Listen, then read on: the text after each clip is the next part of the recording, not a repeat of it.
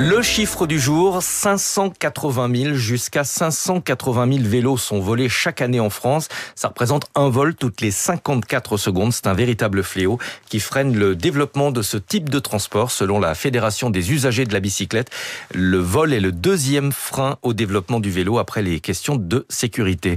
Bonjour Clément Moreau. Bonjour. Bienvenue sur Radio Classique. Vous êtes président d'Invoxia. Vous commercialisez des traceurs. Ce sont des objets connectés qui permettent de repérer et parfois de récupérer les vélos volés. Un vol toutes les 54 secondes, c'est vraiment considérable. Vous avez également commandé une enquête. En France, 30% des cyclistes interrogés se sont déjà fait voler un vélo. Oui, c'est-à-dire que 30% des personnes qui ont répondu à l'enquête, donc il y a 7000 personnes qui ont répondu à l'enquête, 30% des personnes nous disent s'être déjà fait voler soit un vélo à eux, soit un vélo à leurs proches. Oui. Et votre enquête révèle également que dans les 2/3 des cas, le vol concerne des vélos à assistance électrique, donc un préjudice financier important. Est-ce que ça veut dire que les antivols qu'on utilise généralement sont de mauvaise qualité ? Alors ça veut dire en fait qu'il faut plusieurs systèmes. Et c'est aussi ce qu'on a vu dans l'enquête, c'est que un système, quel que soit le système, un système ne suffit pas et qu'il faut plusieurs systèmes, plusieurs antivols, un antivol et un traceur GPS comme ceux d'Invoxia que nous fabriquons. Et ça permet finalement d'éviter le vol, mais ça permet aussi de récupérer le vélo, puisque les traceurs GPS prouvent leur efficacité dans cette enquête. Et là aussi vous avez des chiffres, hein. Les chances de récupérer un vélo volé sont seulement de 5%, avec un traceur GPS, elle grimpe à 50%. Comment est-ce que ça fonctionne ? Alors, un traceur GPS, c'est un petit appareil électronique que vous cachez sur votre vélo et qui va envoyer la position du vélo régulièrement à travers un réseau télécom. Et petite précision, on n'a pas besoin d'installer une carte SIM dans ce traceur. Alors la carte SIM est intégrée avec le traceur, l'abonnement est pris directement chez Invoxia et vous récupérez sur votre téléphone portable, sur une application spécifique, la position du vélo en temps réel. Est-ce que techniquement on peut repérer un vélo n'importe où, ou est-ce que les traceurs ne peuvent plus être repérés si le vélo, par exemple, est dans un sous-sol, dans un garage, dans une cave ? Alors en général, ça marche jusqu'au premier sous-sol dans les grandes villes. Quand on descend deuxième, troisième sous-sol, là, on n'a plus de signal. Mais on conserve la dernière position. Mais exactement. C'est ça qui est intéressant avec ce genre de système, c'est qu'on a le trajet du vélo jusqu'à ce garage, et ensuite on a la position. Ce qu'on a vu aussi, c'est que les forces de l'ordre interviennent.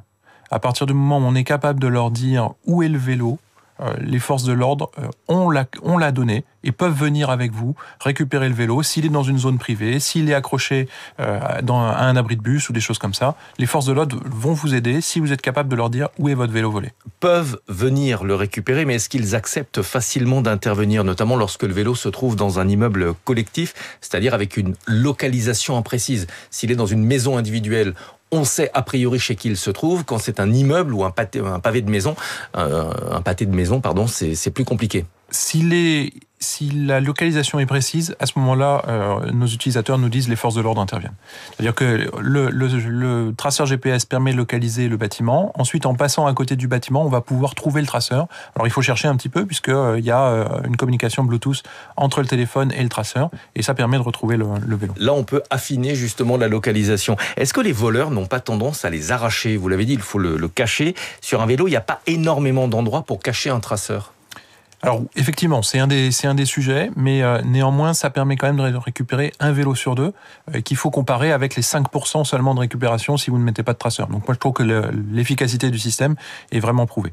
On voit aussi dans cette enquête que les vélos sont souvent retrouvés en zone publique. C'est-à-dire que les vélos qui sont volés partout, 50% des vélos sont volés dans une zone privée, à la maison, dans un hall d'immeuble, dans un local vélo, sont souvent retrouvés finalement accrochés dans un lieu public. Pourquoi les voleurs font ça ? Parce que justement, ils veulent se prémunir du problème des traceurs. Ils vont accrocher les vélos quelque part dans la rue, avec un cadenas à eux, et un peu plus tard, ils vont venir les chercher avec une camionnette, rassembler tous les vélos qu'ils ont volés. Combien coûte un traceur GPS ? Un traceur GPS chez Invoxia, ça vaut 149 € pour un traceur de vélo. Oui, ce qui peut être effectivement un bon investissement lorsqu'on sait que la majorité des vélos volés, votre enquête le montre, sont des vélos à assistance électrique qui coûtent facilement plusieurs milliers d'euros. Merci beaucoup d'être venu ce matin sur Radio Classique. Clément Moreau, président d'Invoxia. Je rappelle le chiffre du jour, 580 000, c'est le nombre de vélos volés chaque année. C'est une fourchette, 580 000, c'est le maximum. Ça représente un vol toutes les 54 secondes. À suivre, la matinale de Radio Classique.